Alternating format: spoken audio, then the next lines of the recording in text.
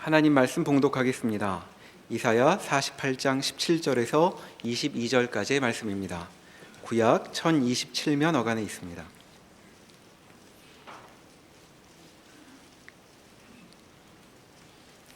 너희의 구속자시오 이스라엘의 거룩하신 이이신 여호와께서 이르시되 나는 내게 유익하도록 가르치고 너를 마땅히 행할 길로 인도하는 내 하나님 여호와라. 내가 나의 명령에 주의하였더라면 내 평강이 강과 같았겠고 내 공의가 바다 물결 같았을 것이며 내 자손이 모래 같았겠고 내 몸의 소생이 모래알 같아서 그의 이름이 내 앞에서 끊어지지 아니하였겠고 없어지지 아니하였으리라 하셨느니라. 너희는 바벨론에서 나와서 갈대아인을 피하고 즐거운 소리로 이를 알게 하여 들려주며 땅끝까지 반포하여 이르기를 여호와께서 그의 종 야곱을 구속하셨다 하라. 여호와께서 그들을 사막으로 통과하게 하시던 때에 그들이 목마르지 아니하게 하시되 그들을 위하여 바위에서 물이 흘러나게 하시며 바위를 쪼개사 물이 솟아나게 하셨느니라. 여호와께서 말씀하시되 악인에게는 평강이 없다 하셨느니라. 아멘. 오늘 이사야 48장은 앞에 있었던 이사야 47장이 바벨론의 심판을 선언하는 것과 똑같이 준엄하고 진지하게 야곱의 구원을 선언하고 있는 장입니다.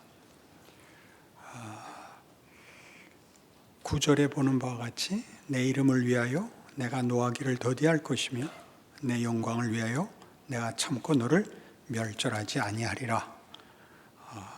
오늘 본 본문에 의하면 20절 너희는 바벨론에서 나와서 갈대아인을 피하고 즐거운 소리를 이를 알게 하여 들려주며 땅끝까지 반포하여 이르기를 여호와께서 그의 종 야곱을 구속하셨다 하라.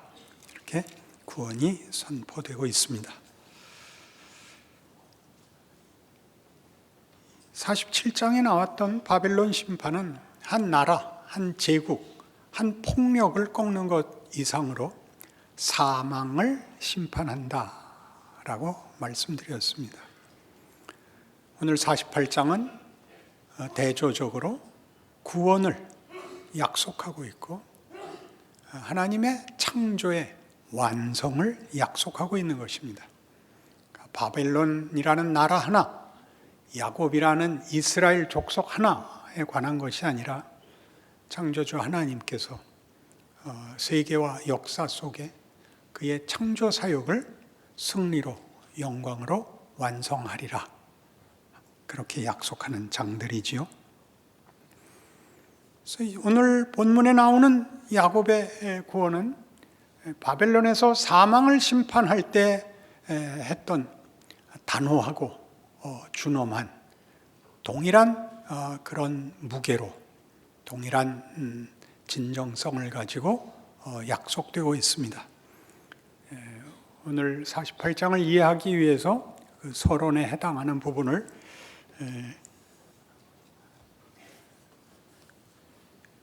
일부러 적어왔습니다. 단 한 번만 읽을 테니까 잘 새겨 들으십시오. 구원에 대한 말들을 가혹한 비난 속에서 선언한다. 역사의 변동은 하나님의 부르심에 대한 인간의 반응이 얽히고 설킨 것이라고 말한다. 그러면 무엇이 이 절망의 현실에서 이스라엘로 하여금 희망을 기대할 수 있게 하는가? 하나님 때문이다. 하나님이 누구기에 그는 창조자이기 때문이다. 창조란 없는 데서 결과를 만드는 분입니다. 그러니 이제 하나님께서 구원을 완성하시겠다라고 하는 것이 서두에 말씀드린 것 같이 그의 창조를 승리로 이끌겠다라는 약속이라면 그 과정은 어떻게 이해해야 되느냐? 라는 우리가 겪는 현실, 우리의 인생, 그리고 역사가 있습니다. 인류 역사. 인류 역사는 도대체 뭔가? 이렇게 가혹한 비난을 받아야 되는 약속의 민족마저도 가혹한 비난을 받기에 마땅한 현실이 인류 역사라면 시작이요 마지막이며, 그렇죠? 처음이요 끝인 분이 그 과정을 이런 비난하고 한탄하고 꾸짖고 심판해야 되는, 그리고 그 대상들이 회개해야 되고 부끄러워해야 되고 비난받아야 되고 심판받아야 마땅할 그 과정은 도대체 뭐냐? 성경이 내내 담고 있는 이스라엘의 역사는 뭐냐? 2000년 교회사는 뭐냐? 그렇게 질문이 이어질 수밖에 없죠. 그것은 창조의 시작과 완성이 다만 존재하지 않던 것에서 존재하는 것으로 끝나지 않고 존재의 정체성을 채우는 시간이다. 이렇게 성경은 증언합니다. 다른 모든 존재하는 사물들이 인격을 가지지 않은 존재이기 때문에 존재하는 것으로 그만이지만 인간만은 자기의 정체성을 자신이 이해해야 합니다. 왜냐하면 그는 인격적 존재이기 때문입니다. 하나님의 사랑의 대상이고 사랑에 반응해야 됩니다. 사랑은 이미 도덕도 자발성을 요구한다면 사랑은 자발성을 몇백 배나 더 가져야 되는 것이죠. 납득하고 항복하고 기뻐하고 소원하는 것이 아니라면 사랑은 이루어질 수 없습니다. 그럼 그걸 어떻게 만드느냐 하는 것이죠. 하나님이 우리를 만드셨고 우리에게 당신의 기쁘심을 삼으시고 채우시고 우리로 하여금 당신을 기뻐하며 사랑케 하시겠다. 이게 성경에서 말하는 구원입니다. 인간 창조에 관한 정체성입니다. 그걸 어떻게 완성하느냐? 어떻게 완성하느냐? 이 문제이지요. 이 일을 위해서 성경은 우리가 우리의 고집, 우리의 무지로부터 출발된다고 얘기합니다. 아담의 이 선택이 그랬고 이스라엘을 향하여 성경이 구원을 약속하는 내내 나는 너희를 모태에서부터 조성한 자다. 나는 너희를 있게 한 자다. 로부터 출발하여 완성까지의 과정이 하나님의 돌보심과 하나님의 손안에 있다고 얘기합니다. 그러나 이 하나님의 손안에 있는 것은 처음부터 끝까지 하나님이 모든 것을 대신한다는 뜻이 아니라 이렇게 우리에게 시작이 있고 완성이 있는 기간을 하나님이 함께 하신다는 것으로 선언됩니다. 무지할 때, 어렸을 때, 철없을 때, 고집을 부렸을 때, 잘못 선택한 실패, 왜곡, 기만이 있다고 얘기합니다. 자유가 가지는 의심과 고집의 선택 속에서 경험하는 진리와 인간의 정체성에 대한 혹독한 오해, 왜곡, 기만을 넘어서야 됩니다. 그것이 성경이 말하는 하나님이 우리 안에 정체성을 만들어가는 방법이요, 우리를 항복시키는 과정입니다. 어떤 내용과 개념을 확인시키는 것이 아니라 그 과정이 우리로 하여금 하나님이 원하는 이런 하나님의 사랑에 반응하는 인격을 형성하며 성품을 만들어내는 창조의 과정이 되는 것입니다. 창조해놓은 것이 망가져서 회복하는 정도가 아니라 그가 선택한 모든 것을 시작으로 하여 우리가 선택한 것의 결과를 보며 가치에 대하여 실망하며 우리 자신의 진정한 만족을 위하여 방황하며 갈등하며 절규하는 모든 것으로 하나님이 우리 안에 정체성을 만드십니다. 그것이 중요합니다. 그러니 우리의 인생, 쉽게 얘기해서 인류의 역사는 창조 과정이 됩니다.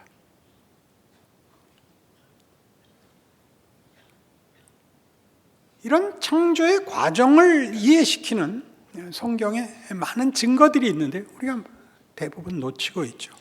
대표적인 것, 창세기 17장에 가보십시다.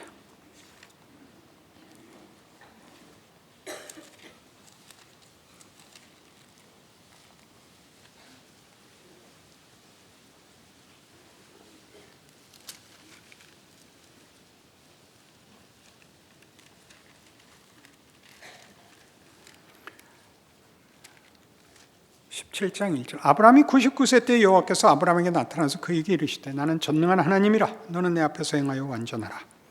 내가 내 언약을 나와 너 사이에 두어 너를 크게 번성하게 하리라 하시니 아브라함이 엎드렸더니 하나님이 또 그에게 말씀하여 이르시되 보라 내 언약이 너와 함께 있으니 너는 여러 민족의 아버지가 될지라. 이제 후로는 내 이름을 아브라함이라 하지 아니하고 아브라함이라 하리니 이는 내가 너를 여러 민족의 아버지가 되게 함이니라. 여기는 아브라함으로 이름이 개명되는 이 자리는 굉장히 중요한 자리입니다. 우리는 아브라함을 기억하지 않고 아브라함을 기억합니다. 아브라함은 이름 그대로 열국의 아비가 되어 믿음의 조상이 되는 이름입니다. 그리고 그것은 느닷없이 주어집니다. 그 앞에는 별 얘기가 없습니다.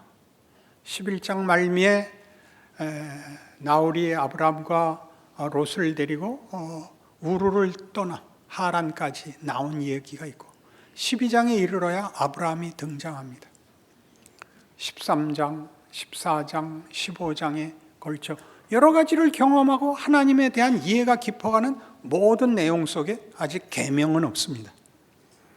16장에 오면 그들이 아이가 없었다는 얘기가 나오고 그리고 17장에 와서 아직 이삭을 낳기 전에 느닷없이 네 이름을 아브라함이라 하라. 이는 내가 너로 열국의 아비가 되게 하려 하기 때문이다. 느닷없이라는 것이 매우 중요한데 느닷없이는 왜 나오느냐 하면 그 앞에 있었던 그의 인생과 그 후의 인생을 바꾸어 놓는 이 자리에 그 앞에 있었던 것이 아무런 조건도 이유도 되지 않는 개입이요 선언이기 때문입니다.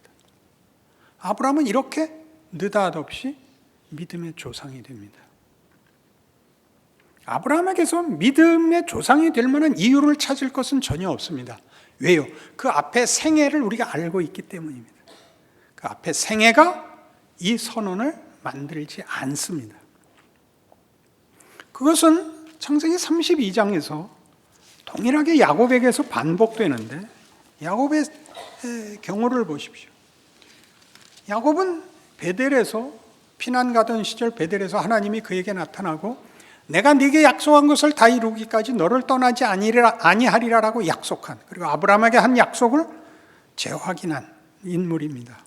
그러나 32장에서 우리가 보는 야곱의 모습은 24절 야곱은 홀로 남았더니 어떤 사람이 날이 새도록 야곱과 씨름하다가 자기가 야곱을 이기지 못함을 보고 그가 야곱의 허벅지 관절을 치매 야곱의 허벅지 관절이 그 사람과 씨름할 때 끝났더라. 그가 이르되 날이 새려하니 나로 가게 하라. 야곱이 이르되 당신이 내게 축복하지 아니하면 가게 하지 아니하겠나이다. 그 사람이 그에게 이르되 네 이름이 무엇이냐. 그가 이르되 야곱이니이다. 그가 이르되 네 이름을 다시는 야곱이라 부를 것이 아니요 이스라엘이라 부를 것이니 이는 내가 하나님과 및 사람들과 겨루어 이겼음이니라. 이것도 앞뒤가 전혀 연속성이 없는 사건입니다. 야곱은 지금 궁지에 몰렸고 묘수를 찾고 있습니다. 답이 없습니다. 하나님이 내려와 그와 씨름합니다. 그는 항복하지 않습니다. 하나님은 그를 치고 떠나려 합니다. 붙잡고 축복하라고 합니다. 여태껏 행위와 하나도 맞지 않습니다. 내 이름이 뭐냐라고 묻는 것은 야곱의 지금 조건과 지금의 형편이 전혀 그 후에 나오는 복을 받기에 부족하다는 것을 다시 확인시켜주고 있을 뿐입니다. 나는 야곱입니다. 그렇다, 넌 야곱이다. 그런데 이제부터는 이스라엘이라고 해라. 그게 아무 연속성이 없는 선언이 떨어지는 겁니다. 이후로는 내 이름을 이스라엘이라 해라. 야곱의 앞에 전 생애가 있고 그 후에 야곱의 생애가 있고를 나누는 이 가운데 토막에 떨어지는 내 이름은 이제부터 이스라엘이다 라는 선언은 역사가 우리에게 확인시켜주는 우리 인생에서 우리가 경험하는 속에서 보는 우리의 실패, 우리의 한심함, 우리의 마땅한 결과를 뒤집어 놓는 하나님의 개입이 역사 속에 내내 계속되고 있었다는 것을 증언하고 있습니다. 아시다시피 역사는 의식이 없다. 역사에서는 배울 게 없다. 우리가 알고 있는 역사에 대한 이해입니다. 인류 역사의 결론입니다. 성경이 말하는 것은 아무 데서나 내가 일을 할 수 있다. 역사는 무의미하지 않다. 왜냐하면 내가 어디나 뛰어들 수 있다. 이렇게 얘기합니다. 우리도 그렇지 않나요? 모든 구원받은 자가 자신의 구원을 확인할 때 회개가 나오는 이유가 뭡니까? 회개해서 구원을 받는 자는 없습니까? 구원을 받아서 회개를 하죠. 순서를 보십시오. 회개를 아무리 해도 감동은 안 떨어집니다. 여러분이 구원을 얻고 하나님을 만나자 그 앞에까지 모든 자기의 생애가 이 경우를 만들 수 없었다는 것을 알게 되고 이것을 원하지도 깨우치지 못했었다는 사실을 고백하는 게 회개지요. 그러니 하나님께서 우리에게 뭐라고 얘기하는 것 같습니까? 걱정 마라 이렇게 얘기하는 거죠. 걱정 마라. 나는 창조의 하나님이다. 그러나 우리한테 불만이 하나 있죠. 왜 하필 그런 식으로 하십니까? 이게 하나 남죠. 로마서 15장에 가시면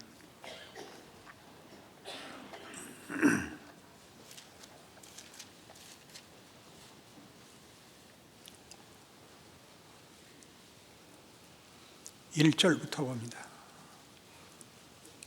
믿음이 강한 우리는 마땅히 믿음이 약한 자의 약점을 담당하고 자기를 기쁘게 하지 아니할 것이라. 우리 각 사람이 이웃을 기쁘게 하되 선을 이루고 덕을 세우도록 할지니라. 그리스도께서도 자기를 기쁘게 하지 아니하셨나니 기록된 바 주를 비방하는 자들의 비방이 내게 미쳤나이다 함과 같으니라. 무엇이든지 전에 기록된 바는 우리의 교훈을 위하여 기록된 것이니 우리로 하여금 인내로 또는 성경의 위로로 소망을 가지게 함이니라. 이제 인내와 위로의 하나님이 너희로 그리스도 예수를 본받아 서로 뜻이 같게 하여 주사 한 마음과 한 입으로 하나님 곧 우리 주 예수 그리스도의 아버지께 영광을 돌리게 하려 하노라. 그러므로 그리스도께서 우리를 받아 하나님께 영광을 돌리심과 같이 너희도 서로 받으라. 내가 말하노니 그리스도께서 하나님의 진실하심을 위하여 할례의 추정자가 되셨으니 이는 조상들에게 주신 약속들을 견고하게 하시고 이방인들도 그 긍휼하심으로 말미암아 하나님께 영광을 돌리게 하려 하심이라. 기록된 바 그러므로 내가 열방 중에서 주께 감사하고 주의 이름을 찬송하리로다 함과 같으니라. 또 이르되 열방들아 주의 백성과 함께 즐거워하라 하였으며 또 모든 열방들아 주를 찬양하며 모든 백성들아 그를 찬송하라 하였으며 또 이사야가 이르되 이새의 뿌리 곧 열방을 다스리기 위하여 일어나시는 이가 있으리니 열방이 그에게 소망을 두리라 하였느니라. 소망이 하나님이 모든 기쁨과 평강을 믿음 안에서 너에게 충만하게 하사 성령의 능력으로 소망이 넘치게 하시기를 원하노라.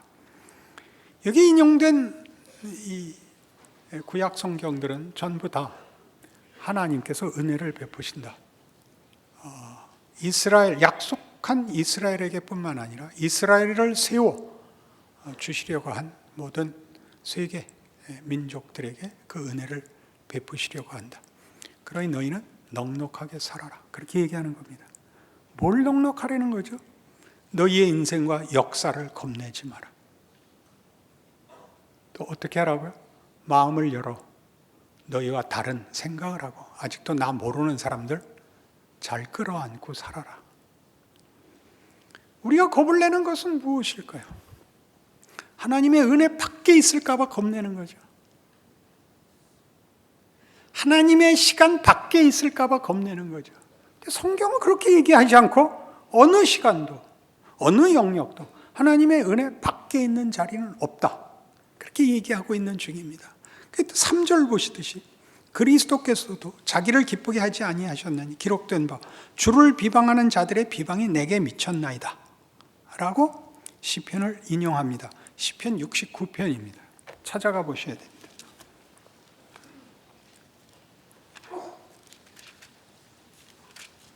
다윗의 시입니다. 시편 69편 1절. 하나님이여 나를 구원하소서. 물들이 내 영혼에까지 흘러들어 왔나이다. 나는 설 곳이 없는 깊은 수렁에 빠지며 깊은 물에 들어가니 큰 물이 내게 넘치나이다.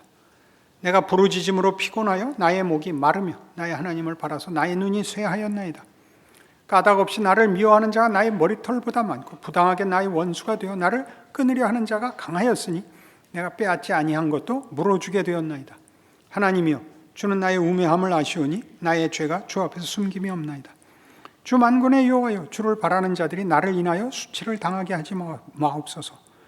이스라엘의 하나님이여, 주를 찾는 자가 나로 말미암아 욕을 당하게 하지 마옵소서. 내가 주를 위하여 비방을 받았사오니 수치가 나의 얼굴에 덮였나이다. 이 7절을 인용하고 있습니다. 다윗은 고단한 인생을 살고 있습니다. 비난받고 있고 수치 속에 묻혀 있습니다. 그걸 뭐라 그런다고요? 주를 위하여 비방을 받았다고 합니다. 주를 위하여 비방을 받는다. 다윗의 시 속에서는 줄곧 이 주를 위하여 받는 비방이 뭐라고 나오느냐 하면, 네가 만일 제대로 했더라면 하나님이 왜 이 고통을 겪게 했겠느냐? 네가 잘못해서 이 고난을 겪는 것이다. 그러나 다윗이 알기로는 자기의 고난은 하나님이 시킨 겁니다. 하나님이 나를 고난의 길로 끌고 가는 바람에, 하나님이 있다면 너에게 그럴 리가 없다는 욕을 나 혼자 먹고 원래 하나님께 갈 비난이 나한테 온 것입니다. 그렇게 얘기를 합니다. 이게 무슨 말일까요? 하나님이 받아야 할 비방이 나에게 왔다는 것.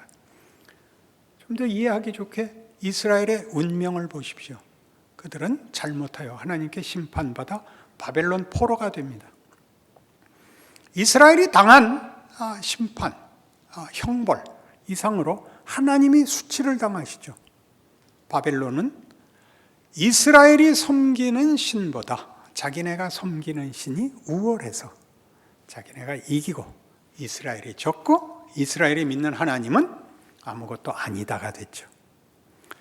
왜 이런 길을 가시는가 하는 것입니다.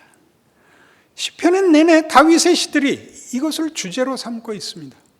주를 비방하는 비방이 내게 미쳤나이다. 너희 하나님은 도대체 어떤 하나님이냐?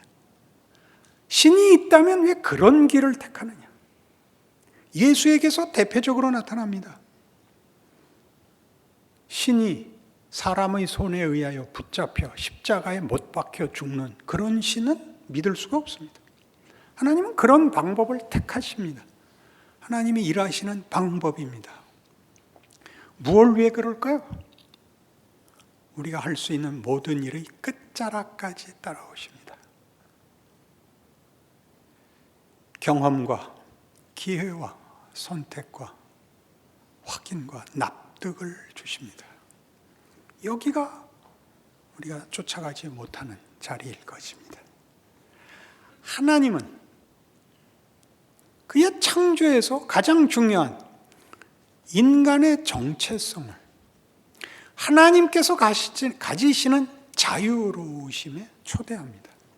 내가 너를 조건 없이 사랑한 것 같이 너희도 나를 조건 없이 사랑하는 자리로 요구한다. 여기서 조건 없이는 어떠한 조건도 이 사랑보다 클 수 없는 자리를 우리에게 정체성으로 요구하고 있습니다. 그러니 해야 할 것은 뭐죠? 사랑에 못 미치는 모든 것의 실체를 경험해야 합니다. 우리가 늘 하는 기도죠. 하나님, 다시는 하나님 찾아올 필요 없게 해 주십시오. 그게 우리의 기도죠. 우린 전부 여기에 못 미치는 기도를 하죠. 하나님이 기뻐야 됩니다. 말이 되나요고요? 됩니다. 사랑이란 어마어마한 것입니다. 사랑이란 어마어마한 것이라서 물불을 가리지 않고 목숨보다 큰 것입니다. 우리가 아는 사랑은 소유욕과 자존심에 불과합니다. 이것을 하나님이 우리에게 요구하고 있어서 이 길, 우리가 가지는 욕심의 제일 끝자락까지를 넘어서서야 온다고 인류 역사와 인생을 허락하십니다. 창조 중에 계십니다. 우리가 갈 때까지 가보고 그것 넘어라고 아는 그것을 끝까지 오지 않고 그것 너머를 올 수가 없기 때문에 하나님은 이 길을 허락하십니다. 이것이 없으면 여러분은 신자가 아닙니다. 하나님이 나를 사랑하시는가? 여러분이 탄식과 절망과 고통의 극에 가보지 않으면 여러분 그 다음을 상상할 수가 없습니다. 알아볼 수가 없습니다. 그것은 빌립보서 2장에서 이렇게 선언된 실체입니다. 예수 안에서 증명된 역사적 실체이죠. 여기서 예외가 있는 사람은 아무도 없습니다. 빌립보서 2장 5절 너희 안에 이 마음을 품으라 곧 그리스도 예수의 마음이니 그는 근본 하나님의 본체시나 하나님과 동등됨을 취할 것으로 여기지 아니하시고 오히려 자기를 비워 종의 형체를 가지사 사람들과 같이 되셨고 사람의 모양으로 나타나사 자기를 낮추시고 죽기까지 복종하셨으니 곧 십자가에 죽으심이라. 이러므로 하나님이 그를 지극히 높여 모든 이름 위에 뛰어난 이름을 주사 하늘에 있는 자들과 땅에 있는 자들과 땅 아래에 있는 자들로 모든 무릎을 예수 이름에 꿇게 하시고 모든 입으로 예수 그리스도를 주라 시인하여 하나님 아버지께 영광을 돌리게 하셨느니라.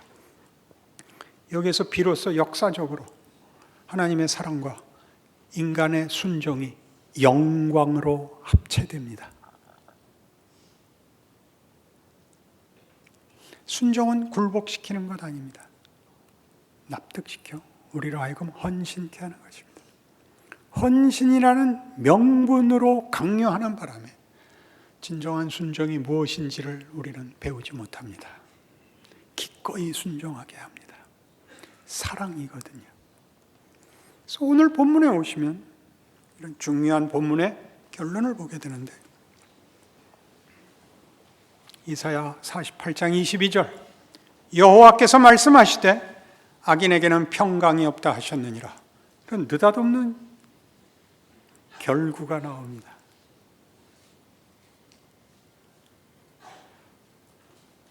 사랑은 영광이며 사랑이 없는 데는 원망밖에 만들어지지 않습니다. 살아보십시오. 원망만 남습니다. 우리가 예수를 믿는다는 이름으로 여러분의 현실에 영광이 있는가? 원망이 있는가 보십시오. 제일 많이 들은 간증, 괜히 일찍 예수 믿었다. 얼마든지 지금도 듣는 간증입니다. 그렇지 않습니다. 기도하십시다. 하나님 아버지, 하나님께서 우리에게 영광을 만드시는 줄 믿습니다. 우리가 흘리는 눈물과 우리의 분노와 우리의 한탄이 끝이 아니고 하나님의 성실하심과 능력이 결국을 만든다는 것을 믿습니다. 하나님이 우리와 타협하시지 않고 거룩하심으로 그 뜻을 이루신다는 사실로 우리의 인생에 힘을 냅니다. 믿음을 가지기로 합니다. 승리하여 찬송하는 자리에 가게 하여 주옵소서. 예수님 이름으로 기도합니다. 아멘.